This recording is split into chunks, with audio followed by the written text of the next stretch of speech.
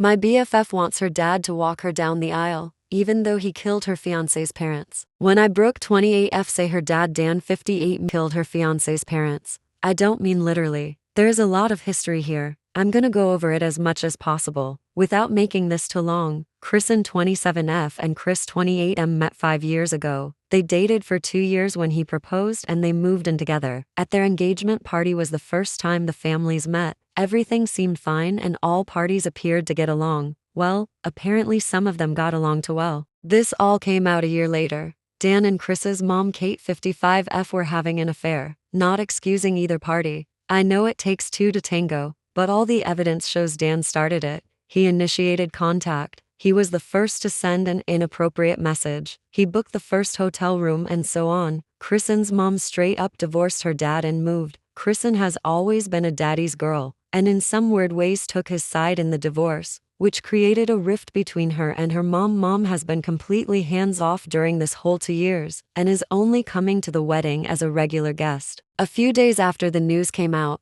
Chris's dad Ernie died from a massive heart attack. From what I've heard, he was Chris's hero. His dad was always there for his family. Chris was spending time with his dad in those days and him just being absolutely distraught with grief. Chris immediately blamed Dan and Kate for his dad's death. He went full no contact with his mom. Kate kept trying to get in touch with him and pushed to work this out. Chris's younger sister Leslie kept telling her to give him time, but she wouldn't listen. From what I understand, Kate had her own mental breakdown after Ernie's death. She was apparently self-medicating and drinking quite a bit. 2 months after Ernie's death, Kate, in desperate attempt to talk to Chris, ambushed him at work. It got really ugly with Chris telling her she was dead to him. She would never see a grandchild from him, never be in his life again. Along with some choice names, Kate went home and called Leslie to vent, only to get chewed out again for not listening and showing up at his job. Then Leslie said she was done trying and didn't want to see her either. That night, Kate went on an especially heavy bender and died from an accidental overdose. Chris had permanently lost both parents into months because of Dan. This obviously almost ended Kristen and Chris's relationship. They decided to give counseling a try and in the 10 months following, got back on track and began the wedding planning. Chris's one caveat through all of this is that Dan is gone from their lives forever. Kristen agreed to this in counseling. This last year as her best friend and maid of honor has been really trying. Unfortunately, Kristen is a bit of a Britazilla, not quite totally awful, but annoying and unempathetic enough to have me questioning our friendship. I have been doing my best to help with the preparations. However, I have my own problems. About 5 months from wedding day, my husband decided he was divorcing me after 2.5 years. I'm not going to get into that now. I just want you to know what kind of mental state I'm in when this all turns crazy. Now to the Britazilla parts. First off, she is one of these brides that has had an image of her wedding since she was like 13 and is determined to make that happen no matter what. So this is a small destination wedding in Jamaica. It was supposed to only be bride, groom, 4 bridesmaids, 4 groomsmen, originally 4 parents, but we're down to 1 now, and about 12 other assorted guests like spouses and a few choice friends. I tried to tell her it would be best to just have the wedding here in the States, especially given everything that has happened, but she didn't listen. I've been tied up trying to help organize makeup, hair, dresses, tuxes for Jamaica, while at the same time getting fucking divorced. I have gotten very little sympathy from Kristen during this. She is always like, I know, I'm so sorry for you. I will absolutely be there for you every day. It's just this wedding. I just need to get through it, yada yada yada. Anyway, I'm pushing through. Well, here's where the biggest problem comes in. About 1 month prior to the wedding day, Kristen decides she needs her dad walking her down the aisle. I know she was planning that the whole time, even if she didn't say it. She decided to bring this up to Chris, saying in her dream wedding she has always pictured him giving her away. Then we can go no contact. It's just this one day. Chris freaks out understandably. He says absolutely no way. They fight for an hour about this, until finally Chris just says, fine, you can have him walk you, but it will be at your next wedding, because this one is off. Chris leaves and doesn't come back. Kristen has a meltdown and starts calling me. She had decided that the day of my divorce finalizing was the day to do this, so I was not exactly available. After about 6 hours, she shows up at my new 1-bedroom apartment. Me a total mess. I tell her she needs to start trying to call him. He ignores her for 2 days before we track down where he's at. They talk. She swears he is cut off, and that this was just her being crazy before the wedding. He gives her another chance and the wedding plans continue. I'm not going to lie, I was kind of hoping the wedding was going to be off, but a few weeks later, we all boarded a plane for Jamaica, and quite possibly the greatest shit show in the history of weddings. We arrived. It was a tight schedule at the front end. Luckily, we had an early morning arrival. We had all day on day 2 for prep, wedding day 3. The bride and groom were leaving on a 4-day cruise on day 4, then returning to the resort for a week after. All the rest of the guests were there at the resort for days 4-7. We were supposed to greet them up on their return from the cruise, before catching our own flights out later that day. It was really too much, but I was looking forward to basically 3.5 days of vacation. I really felt like I deserved it, dealing with the drama of this wedding for however long, and going through my own divorce during. The first red flag that it was going to get ugly came when the tuxedos got delivered. There were 6. I knew the groom and 4 groomsmen equaled 5, so why the hell were there 6? Kristen said it must have just been a mistake on their end. Who cares? At least it wasn't 4 with a laugh. I had my suspicions, and I'm sure you all are thinking the same thing. Day 2 and the morning of was a blur.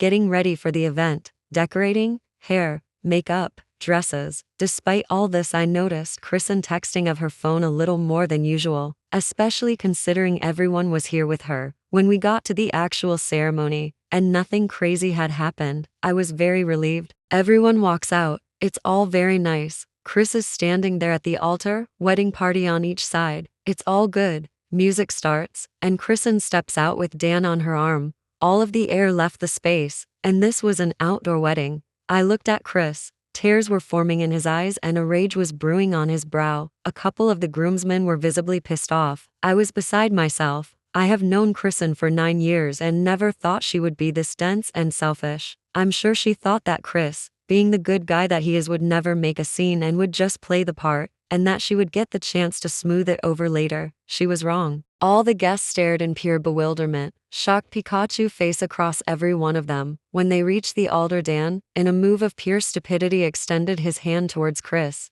Yeah, I get this is a custom, but goddamn man, read the room. As he stood there with hand extended, Chris came with an overhand right that landed square on the nose. The blood spatter laid a red mist of droplets all over Kristen's white dress. Dan hit the ground, but he was a tough old bastard and popped up ready to fight Chris. As he charged, Chris's best man Bill came out of nowhere and kicked Dan square in the chest, sending flying to ground again. He wallowed around on the floor with the wind knocked out of him. One of the other bridesmaids' husbands jumped in to break things up. Meanwhile, Kristen was in Chris's face just screaming. I got in between them and called the other bridesmaids to help get her out of here. They got in between us, and I turned to start pushing Chris out of the area. Dan was still flopping on the ground when his ex-wife got up, walked over, stomped on his balls, and then exited the area. As I was pushing Chris one way, Kristen slipped past the others and started screaming at me, "You cunt. Don't think taking and fucking my husband is gonna make up for not fucking your own." That was a low blow. This bitch has officially lost her mind. I turned to her and said, "What did you say?" She doubled down. "You heard me. You ruined your marriage by being a boring fuck. Don't think you can make up for that by taking mine now." I snapped, and it was on. It was a mess of slapping and hair pulling and dress ripping. The other ladies jumped in and broke things up, both of us screaming at each other. Once everyone was separated, it calmed down. Different groups were pushed back in their rooms. I was reeling. Kristen had really cut deep. The idea I was after her husband was ridiculous. I had never so much as had a private conversation with Chris. That was just her being crazy. But to use my own divorce against me, to cut me the way my ex-husband had, that moment was too low. We were done, friendship, dead. Kristen, much to everyone's delight, made a flight change and left that very night back home, and took Dan with her. We all assumed we were getting kicked out of the resort for the fight, but the hotel manager said drunk Americans fighting at a wedding was pretty normal. He warned us if it happens again, though, they'd call the authorities. The one bridesmaid and her husband managed to get Kristen and Chris's cruise trip switched to them for a low fee. Everyone slept off the rest of wedding day. Kristen's mom and a couple other older guests left on day 4. Chris stayed at the resort the rest of that week, as did the rest of the wedding party and a few other friends. We decided to live it up for 3 days. We started that night on day 4. I for one was cutting loose. I had the year from hell, divorce, and Britazilla all culminating in the most disastrous wedding ever. Well, it got weird on night one. After some heavy drinking, I found myself waking up naked in bed with Chris. We both looked at each other in the morning like, what the hell did we do? And what do we do now? May not have been the best decision, but decided that going for round 2 right then was the thing to do. It was the first of many more rounds over the next few days. I had not been this uninhibited in so long. I made the most of every time. When the time for me to fly out hit, Chris still had another week at the resort for his honeymoon. We didn't do any romantic movies-esque goodbye or anything. I left on the same flight with a few other guests. Others had left at various times that day and the days prior. On my ride home, I was feeling very guilty. It was guilt for what happened with Chris, not for Chris and fuck her, but for my ex-husband. I came to realize on that flight I had this idea of what I wanted married life to be, or maybe just what it was supposed to be. I knew we both made mistakes, but for once I was starting to realize that mine were the ones that really led to our divorce. I had a fling with Chris, but what I really wanted was my ex-husband back. I was going to try when I returned. Unfortunately, I would find out some mistakes have a way of catching up with you, while others somehow come full circle. I waited a full week before calling my ex-husband. I wanted to have all my thoughts in order. I ran through things he might say. I ran through things I wanted to say. I had fake conversations with myself. When I finally sent him a text asking to talk, I was so nervous I hoped he wouldn't respond. Just like that though, he texted back. Why? All the scenarios I ran through, and this wasn't one of them. I texted back and said I missed him, and wondered if we could just talk. No pressure, just talk. He texted back, I don't know. I'm not sure I want that. I know it probably took a lot to reach out, so I will say this. I'm not sure if I'm ready to talk. I would prefer if you gave me some time to think about that. Please don't message again. I will reach out once I have an answer, and promise not to keep you waiting longer than a week. This was the longest week of my life. When I got a message from him exactly 1 week later, I got literally nauseous with nerves. He wanted to know why I missed him and why I wanted to talk. I told him I had revelation about our problems, that I didn't treat him fairly, that I was finally starting to see how I made him feel. I wanted to try again, that no matter what, I did choose him. I did want to be with him for life, have kids, grow old, all the things. He responded, I'm not sure I want to try again, but I'm willing to continue to talk. We can see what happens from there. I'm going to go now. Feel free to call me tomorrow after work. For the next 3 days we talked after work. The first couple days we just caught each other up on our lives. It was awkward, like when you run into an old high school friend at the mall, but it was start. It was on the 3rd day that things got real. We began to talk about our marriage problems. I know he was hurt and that I minimized his feelings, and when he asked for divorce I got defensive and aggressive instead of listening. I was trying to just listen now when I had an intrusive thought. This thought made me ask, have you started dating, or seeing anyone anything? It's okay if you have. We said we would just talk, so I don't expect anything. I'm just wondering. He told me he had not. He did say he had created a dating profile, but that he hadn't put much effort into it and had not had a match. I felt relieved by this, but I should have realized what he was about to ask. He said, well, how about you? I wanted so bad to lie, to not tell him about Chris, but I knew I couldn't hide it, so I told him all about the wedding, which I had said I wasn't ready to talk about up to this point, and what happened after. He asked a few more probing questions, and I knew I set us back. He got off the call pretty quickly after. I wondered if he would call me back. I tried calling and texting the next couple days but got no response. That's when I came to the realization. It had been at least 40 days since my last period. Panic set in immediately. I rushed out to the pharmacy and grabbed a 3-pack off the shelf. When the first one came back positive, I took the second, then the third, all positive. That same day my ex-husband called me for the last time. I didn't waste time. I told him right away. We essentially said our goodbyes. He was certain that there was no future for us now. I cried for a week straight. At that point, I contacted Chris and told him. Over the next month we talked it out and came up with a plan for our future as parents. We had no plans of starting a relationship,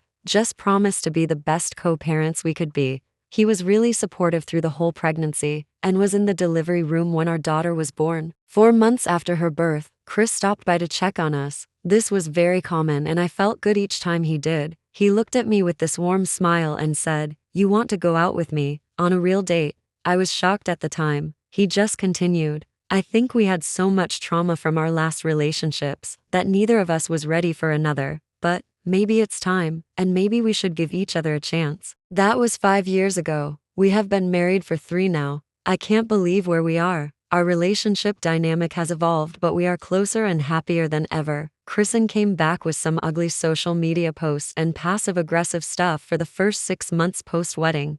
I learned this from friends as I had blocked her up on my return. We didn't do any large pregnancy announcements, obviously, as the circumstances were a little embarrassing. We sent out exactly one, a picture of Chris standing behind me with his hands on my belly. The card just said, "Kristen, we're all doing so much better without you." We never heard from her again. After that last phone call, I never heard from my ex-husband again. I love Chris, but every once in a while my ex will creep into my head and I'll have moment of where I wish we at least had gotten closure. I heard he had met someone, but that was all I knew. That is until this past Saturday night. Chris and I left our girl with my parents and took ourselves on a little vacation. We got dressed up on Saturday night and went out to a club for the first time. We weren't there 15 minutes when we ran into my ex and his new wife. I didn't know what to say. He was so different, but in a good way. We took a moment to talk, and by the end of the night I felt like we both finally had closure. I would give you all more details, but honestly, I feel like that's his story to tell.